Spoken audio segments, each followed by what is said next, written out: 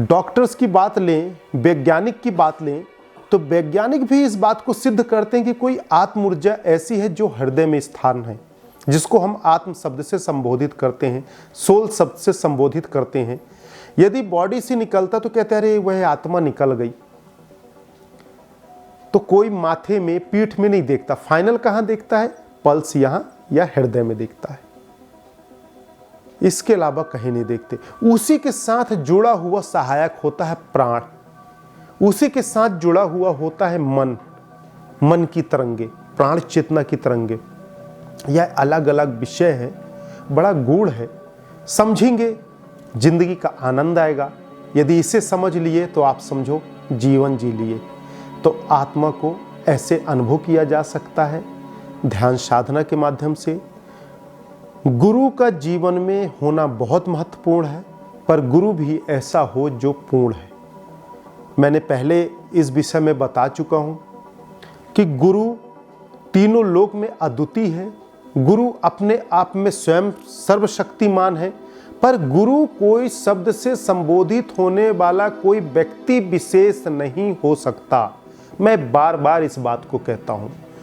गुरु के अंदर जो अद्वितीय शक्ति विराजमान है, उनके जीवन साधना का, कई जन्मों का या वर्तमान की जो शक्तियां हैं, वह गुरु शब्द से संबोधित होती हैं।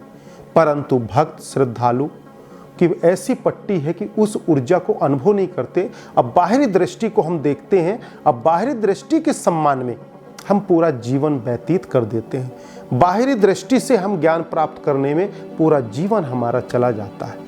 और इसका यह प्रमाण है कि आप कई बार जन्म लिए, हजारों बार जन्म लिए, हजारों बार मृत्यु को धारण किए, तब कहीं जाकर हर जन्मों की ऊर्जा संचय से आज आप इस अवस्था तक पहुंचे हैं कि ऐसे सत्संग, ऐसी ऊर्जा, ऐसे ज्ञान को आप समझने की आपके अंदर वह ऊर्जा जागी है। अभी समझने के लिए वह ऊर्जा जागी है।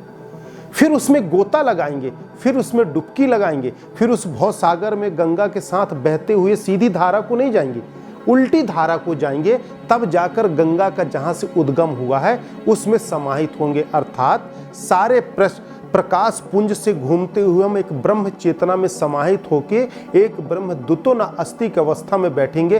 तब हम कह सकते हैं कि मैं एक मोक्ष, एक मैं शांत चित आनंद आत्मा हूं। सीधा तो दुनिया बहती है और दुनिया का कचरा लेके, दुनिया की चीजों को लेके जाते तो समुंदर की ओर जा रहे, मतलब संसार की ओर जा सकते हैं। संसार में नाम शोहरत कमा सकते हैं, संसार में ख्याति प्राप्त कर सकते हैं, पर शांत तो शून्य में है। ध्यान साधना के लिए तो शून्यता का महत्व है।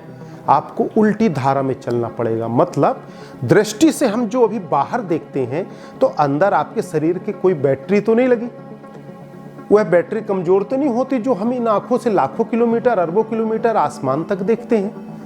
जब हम इस आंख को बंद करते हैं तो जो रोशनी निकल के बाहर की दुनिया को देखती है, ठीक वही रोशनी अंदर के चक्षुओं के माध्यम से देखती है।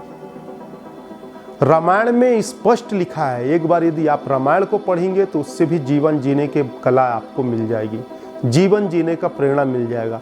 कौशल्या माता को भगवान श्री राम प्रत्यक्ष ब्रह्मांड दिखाए, पर आज हम सब लोगों के बीच में यह एक गाथा बनकर रह गया।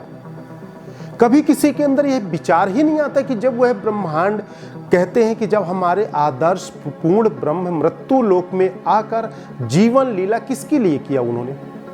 हम साधारण मानव प्राणियों के लिए, कि जीवन ऐसे जीना, जीवन की मानसिक नियंत्रण को ऐसे रखना।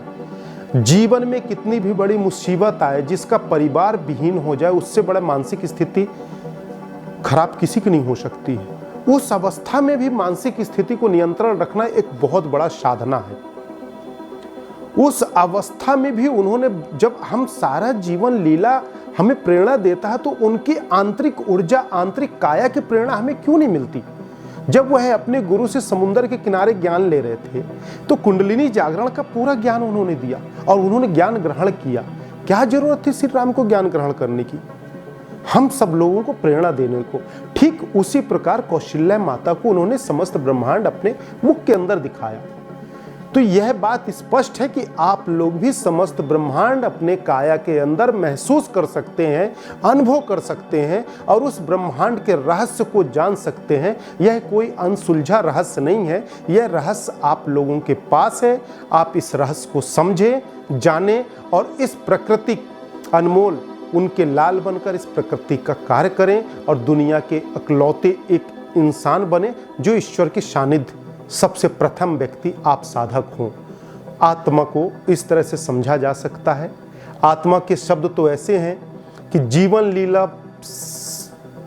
जितने भी शब्द हैं कहते रहेंगे कम पड़ जाएगा, परंतु कम शब्दों में साधारण भाषा में आत्म साक्षात्कार की अनुभूति मेरी इस प्रकार हुई।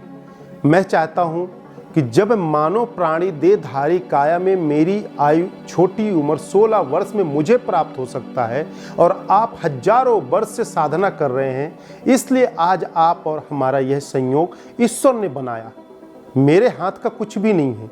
तो आप लोग भी आत्म साक्षात्कार करके, आत्म अनुभूति करके अपने जीवन को बहुत आसान ढंग से सफल कर सकते हैं। हो सकता है कि ईश्वर ने मेरे को यह क्रिया इसलिए दी कि मेरे माध्यम से जन जन तक पहुंचे, मेरे माध्यम से जन जन आत्म साक्षात्कार करके ईश्वर मैं हो सके, ईश्वर के अनुभव को करके इस जीवन में इस भवसागर से आनंद में पार हो सके और इस धरती को, वसुंधरा को पुनः सतयुग की एक स्थापना कर सकें, सतयुग में परिवर्तित कर सकें। यह कौन कर सकता है?